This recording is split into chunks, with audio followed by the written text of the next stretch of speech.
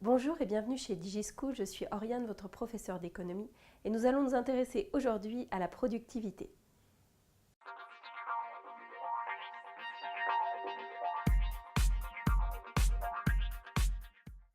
La productivité, c'est le rapport que va entretenir la production d'un bien et d'un service et la quantité de facteurs travail ou capital qui vont être nécessaires pour cette production.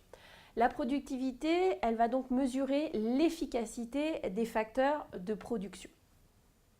Alors comment est-ce qu'on mesure cette productivité? On peut distinguer une productivité globale qui concerne l'ensemble des facteurs de production d'une productivité par facteur.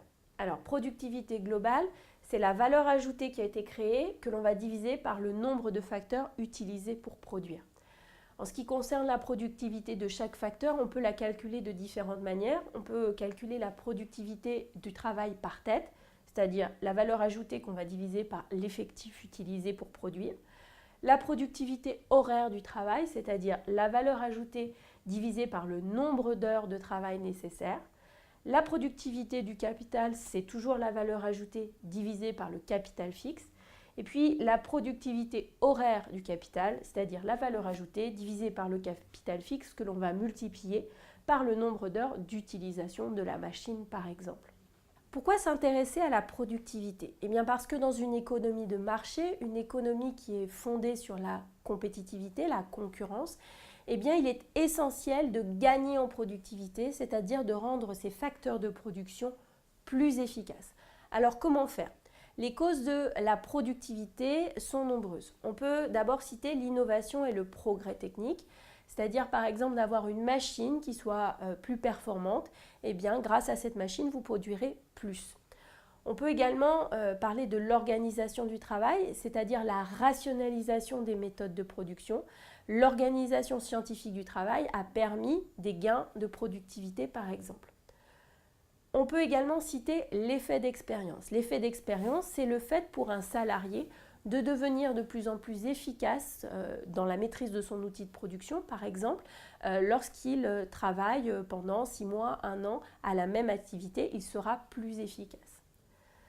La formation du personnel est également essentielle. Alors là, c'est le rôle de l'entreprise de former ses salariés pour qu'ils apprennent à maîtriser l'utilisation d'une machine, à être plus rationnels également dans leur temps de travail. Et puis enfin, on peut parler des économies d'échelle. Alors les économies d'échelle, c'est tout simplement le fait de produire en plus grande quantité va permettre de faire des économies parce qu'une partie de la production a un coût variable et une autre partie a un coût fixe.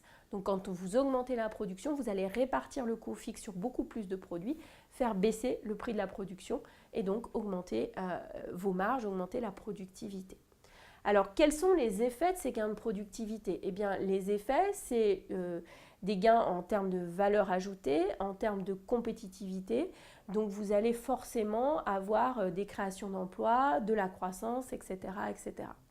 Et puis, en termes social, eh bien, évidemment, lorsque vous avez un gain de productivité, normalement, vous pouvez avoir également ce qu'on appelle la paix sociale, un climat social qui est serein, puisque vous avez une entreprise qui fonctionne bien.